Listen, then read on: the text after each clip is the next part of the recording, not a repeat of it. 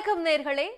கூட்டணி தலைவரை பார்க்க போறப்ப நான் என்ன முகத்தையா மறைச்சிட்டு போனேன் அப்படின்னு ஒரு தலைவர் கிண்டல் அடிக்க, எங்க மரியாதை கிடைக்குதோ அங்கதானே எங்களோட கூட்டணின்னு இன்னொரு தலைவர் திட்டவட்டமா தெரிவிச்சிருக்காங்க. அறையில அரசியல் செய்யறாருன்னு புதுசா களத்துக்கு வந்திருக்கிற அரசியல் தலைவரை கிண்டல் பண்ணி இருக்காரு முன்னாள் அமைச்சர் ஒருத்தர். இப்படி தேர்தல் களத்துல பலரும் தெரிவிச்ச கருத்துக்களை தேர்தல் திருவிழா தொகுப்புல இப்ப முழுமையா பார்க்கலாம். நான் அவரை சந்திக்க போகும்போது என்னோட முகத்தெல்லாம் நான் மூடிட்டு போல. விஜய் அவர் அறையிலே உட்கார்ந்துட்டு அரசியல் பண்ணா எப்படி முடியும்? எலெக்ஷன் டேட் அறிவிச்சிட்டாங்களா? எலெக்ஷன் டேட் டிக்ளேர் பண்ணிட்டாங்களா? எடப்பாடி கொத்தடிமையால இருந்தார் முதலமைச்சரா. இந்த மாதிரி ஊடகத்துல பேசி தான் அவர் இப்படி ஆயிட்டார். தேர்தல் நெருங்கி வர நேரத்துல எதிர்க்கட்சி தலைவர் ராகுல் காந்திய டெல்லியில சந்திச்சு பேச்சுவார்த்தை நடத்தி இருக்காங்க திமுக எம்பி கனிமொழி. இது பத்தி கருத்து தெரிவிச்ச அவங்க தங்களோட கூட்டணியில எல்லாமே சுமூகமா போறதாவும் சொல்லி இருக்கிறாங்க. ராகுல் காந்திய நேரடியா போய் சந்திச்சதா தெரிவிச்ச அவங்க தான் ஒன்னும் முகத்தையெல்லாம் மறைச்சிட்டு போகலையே அப்படின்னு எடப்பாடி பழனிசாமியை கிண்டல் பண்ணி இருக்காங்க. கூட்டணியில் இருக்கக்கூடிய ஒரு தலைவரை நாடாளுமன்றம் நடக்கக்கூடிய அந்த நேரத்திலே சந்திப்பதில் என்ன தவறுன்னு எனக்கு தெரியல. அதோடு இல்லாமல் நான் அவரை சந்திக்க போகும்போது என்னோட முகத்தெல்லாம் நான் மூடிட்டு போல, நேரடியாக தான் போயிட்டு நேரடியாக தான் வந்தேன். எடப்பாடி பழனிசாமியை கனிமொழி கிண்டல் பண்ண நிலையில அதிமுகவை சேர்ந்த ஒரு தலைவர் புதுசா கட்சி தொடங்கி முதல் தேர்தலை சந்திக்க இருக்கிற விஜய கிண்டல் பண்ணி இருக்காரு. தாவேகாவை எப்படியாவது கூட்டணிக்கு கொண்டு வர முயற்சியில ஈடுபட்டு இருந்துச்சு அதிமுக. தன்னோட பிரச்சார கூட்டத்துல தாவேகா கொடிய பார்த்த எடப்பாடி பழனிசாமி கூட்டணிக்கு பிள்ளையார் சொல்லி போட்டாச்சுன்னே சொன்னாரு. அதிமுகவினரோட ஆசைக்கு தடை போடுற விதமா அந்த கட்சியை விமர்சிச்சு பேசினாரு விஜய். இதனால கடுப்பான அதிமுகவும் அந்த கட்சியோட தலைவர்களும் விஜய்க்கு காட்டமான பதிலடியை கொடுக்க ஆரம்பிச்சாங்க. அந்த வகையில தான் மதுரையில பேசின முன்னாள் அமைச்சர் செல்லூர் ராஜு அறையிலேயே உட்கார்ந்து அரசியல் பண்றாரு விஜய்னு சொன்னதோட மட்டுமல்லாம கரூர் சம்பவத்துல உயிரிழந்தவங்களோட குடும்பங்களை கூப்பிட்டு வச்சு ஆறுதல் சொன்னதையும் விமர்சிச்சிருக்காரு. சகோதரர் விஜய் நாங்களா திட்டல, நாங்க அவரை சொன்னோம். அவர் எங்களை திட்டும் போது நாங்க திட்டாம இருக்க முடியுமா? அவர் அறையிலே உட்கார்ந்துட்டு அரசியல் பண்ணா எப்படி முடியும்? என்னங்க புது கான்செப்ட்? 41 பேரை இறந்ததை அங்கே கூப்பிட்டு சென்னைக்கு கூப்பிட்டு அவங்க துக்கம் விசாரிக்கிறது, இதெல்லாம் புதுசு இல்லையா? பொது வாழ்க்கையில் வந்த பிறகு இது தவறுன்னு தான் சொல்கிறோம். விஜய விலாசுன்னு அந்த சூடு குறையாம தங்களை அதிமுகவில் இணைக்கணும்னு சொன்ன ஓபிஎஸ்ஐயும் நாடகம் நடத்துறதா விமர்சிச்சிருக்கிறாரு செல்லூர் ராஜு.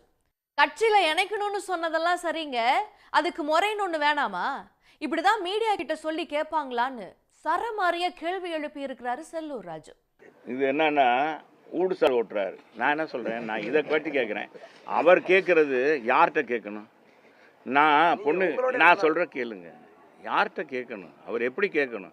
ஊடகம் மூலமாக கேட்பாங்க, இன்னொருத்தர் மூலமாக கேட்பாங்க. ஒரு கட்சியில் சேர்த்துக்கிற இவர் கட்சியில் இவரெல்லாம் ஒருங்கிணைப்பாளர் இருந்திருக்காரு, முதலமைச்சராக இருந்தார். இவர் கட்சியுடைய நிலைப்பாடு தெரியும். இன்னைக்கு இந்த மாதிரி ஊடகத்தில் பேசி தான் அவர் இப்படி ஆகிட்டார். இவர் மட்டும் இல்லை, இவர் கூட பின்னால் இருக்காங்க பாருங்க, அவங்களையும் பாதிக்க விடுறாரு. நான் அண்ணன் பன்னீர்செல்வத்தை கேட்டுக்கிறேன், இந்த நாடகமெல்லாம் வேண்டாம். இதான் மக்கள் பார்த்து சலிச்சு போயிட்டாங்க. ஜனவரியில கூட்டணியை அறிவிப்பேன்னு 6-7 மாசமாவே உறுதியா சொல்லிட்டு வராங்க தேமுதிக பொதுச் செயலாளர் பிரேமலதா. ஜனவரி மாசமே முடிய போற நேரத்துல இப்ப ஏதாவது தேர்தல் தேதி அறிவிச்சிருக்காங்களா? அப்புறம் ஏன் கூட்டணின்னு கேட்டு அவசரப்படுறீங்கன்னு மடக்கி கேள்வி எழுப்பி செய்தியாளர்களையே திணற வச்சிருக்காங்க பிரேமலதா. காலதாமதம் என்ற கருத்து பத்திரிகையாளர்களாமே உங்களுக்கு தான், எங்களுக்கு கிடையாது. இருங்க, எலெக்ஷன் டேட் அறிவிச்சிட்டாங்களா? எலெக்ஷன் டேட் டிக்ளேர் பண்ணிட்டாங்களா? இல்லை, நான் கேட்குற கேள்விக்கு பதில் சொல்லுங்க. எலெக்ஷன் டேட் டிக்ளேர் பண்ணிட்டாங்களா? வேட்பு மனு தாக்கல் செய்கிற டேட் கொடுத்துட்டாங்களா? ஃபைனல் ஓட்டர் லிஸ்ட் அறிவிச்சிட்டாங்களா? சொல்லுங்க. எதுவுமே இல்லை. ஃபைனல் ஓட்டர்ஸ் லிஸ்ட்டு கூட இன்னும் அறிவிக்கலைங்க. எக்ஸ்டென்ஷன் இன்னும் 10 நாட்கள் அதுக்கு கொடுத்துருக்காங்க. அது முடிஞ்சு ஃபைனல் ஓட்டர் லிஸ்ட்டு அறிவிக்கணும். அதற்கு பிறகு தான் தேர்தல் தேதி அறிவிக்கப்படும். அதற்கு பிறகு தான் அந்த ப்ரொசீஜரே ஸ்டார்ட் ஆக போகுது. இது எல்லாம் மார்ச் மாதம் தான் தொடங்க இருக்குது. இன்னும் பிப்ரவரி மாதம் முழு மாதம் இருக்குது. ஸோ காலதாமதம் எங்களுக்கு இல்லை, பத்திரிகையாளர்களாகிய உங்களுக்கு தான். எங்களுக்கு எங்கள் கட்சிக்கு உரிய எப்போ முடிவெடுக்கணும், யார் கூட கூட்டணி வைக்கணும், எப்போ அறிவிக்கணும், அதை நாங்கள் உரிய நேரத்தில் செய்வோம். எந்த கூட்டணியை யார் அறிவிச்சா என்ன? திமுக கூட்டணி 200 தொகுதியில ஜெயிக்க போறது உறுதின்னு அடிச்சு சொல்லி இருக்காரு மதிமுக பொதுச் செயலாளர் வைகோ. அதோட நிறுத்தாதவரு கொத்தடிமை கூட்டம் யாருன்னு தெரியுமான்னு கேள்வி எழுப்பி இருக்காரு.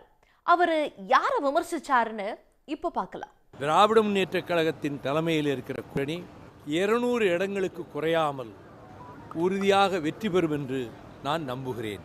எடப்பாடி கொத்தடிமையால இருந்தார் முதலமைச்சரா? மோடிக்கு கொத்தடிமையால இருந்தார். அவருக்கு என்ன தகுதி இருக்கு பேசுறதுக்கு? இப்படி தொகுதி பங்கீடெல்லாம் ஆரம்பிக்கிறதுக்கு முன்னாடியே கண்டென்ட் கொடுத்துட்டு இருக்காங்க அரசியல் கட்சி தலைவர்கள். இனி வாக்குப்பதிவு நாள் வரைக்கும் தினமும் களை கட்ட போகுது நம்ம தேர்தல் திருவிழா. இன்னும் நிறைய அரசியல் களத்தினுடைய சுவாரஸ்யமான கண்டென்ட்களோட உங்களை தினமும் வந்து சந்திக்கிறோம். அது வரைக்கும் நன்றி, வணக்கம்.